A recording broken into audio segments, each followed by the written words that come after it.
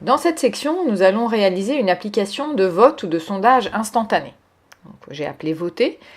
En ayant au préalable installé l'application sur plusieurs téléphones mobiles de personnes avec qui vous travaillez dans le cadre d'un projet par exemple ou dans le cadre d'un cours, vous pouvez initier rapidement des votes instantanés pour ou contre une proposition et en tant qu'organisateur avoir les résultats en temps réel sur votre téléphone. Nous allons voir comment fonctionne l'application sur un seul téléphone, mais c'est le même principe.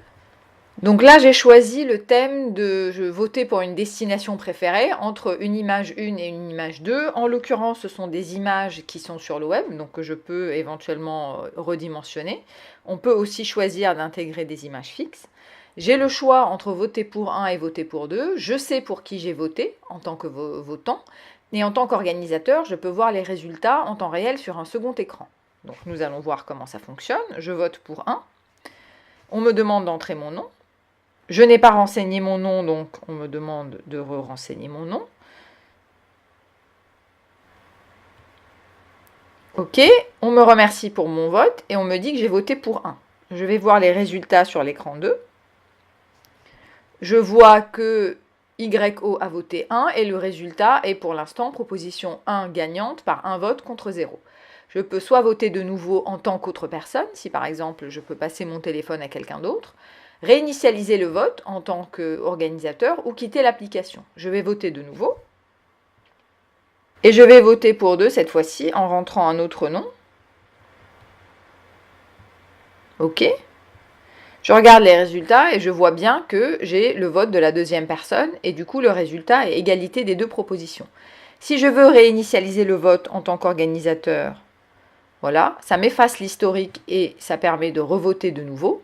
Et je peux également quitter l'application pour fermer le vote. Alors, quel est le comportement que je veux coder? On va se concentrer d'abord sur les fonctions principales de l'application et au fur et à mesure, on fera des enrichissements. Alors, les fonctions principales de l'application sont d'abord le choix entre deux propositions pour la personne qui veut voter, donc que ce soit des images ou potentiellement des textes. Je dois pouvoir voter entre 1 et 2. Ensuite, le fait que cette application permette à plusieurs personnes de participer. Donc si elle est installée sur plusieurs téléphones, elle doit permettre à plusieurs votants de voter, donc ça veut dire qu'on partage les résultats par Internet. Et enfin, l'affichage du résultat en temps réel, bon bien sûr pour la personne qui vote, mais ça c'est facile, mais aussi pour l'organisateur du vote. Donc ça, ce sont les 3 éléments principaux de cette application qu'on va construire.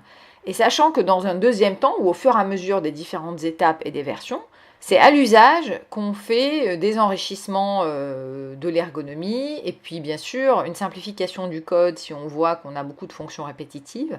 Et enfin, voir comment on peut passer d'une première version de l'application où on a des images ou des textes statiques déjà rentrés directement dans l'application par des images dynamiques, donc une capacité de mise à jour de l'application sans devoir la réinstaller sur les téléphones ou les tablettes des différents participants.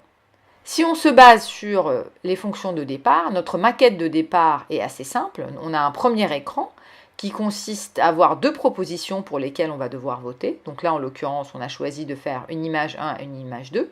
On doit avoir 2 boutons pour voter, soit voter pour 1, soit voter pour 2.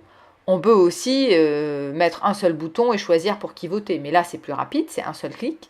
Et enfin, un bouton résultat pour ouvrir un second écran pour l'organisateur et lui permettre de voir les résultats. Donc c'est sur cette base que nous allons démarrer. Les composants et les notions qu'on va aborder dans cette section sont la sauvegarde en utilisant Tiny Web Database, donc qui est une base de données web qui permet de partager des données, de récupérer des données de plusieurs applications. On va bien sûr utiliser des notifications et le Web Viewer. Et on va voir comment itérer à travers une liste et extraire ces données, notamment pour l'affichage, en créant des boucles par exemple. On va voir cette fois-ci comment transférer des valeurs entre l'écran d'ouverture et le second écran. On a vu l'inverse dans l'application précédente. Et créer des procédures pour simplifier notre code. Donc si vous êtes prêts, allons-y. Et avant de démarrer, on va faire quelques exercices préparatoires et ensuite on va créer l'application.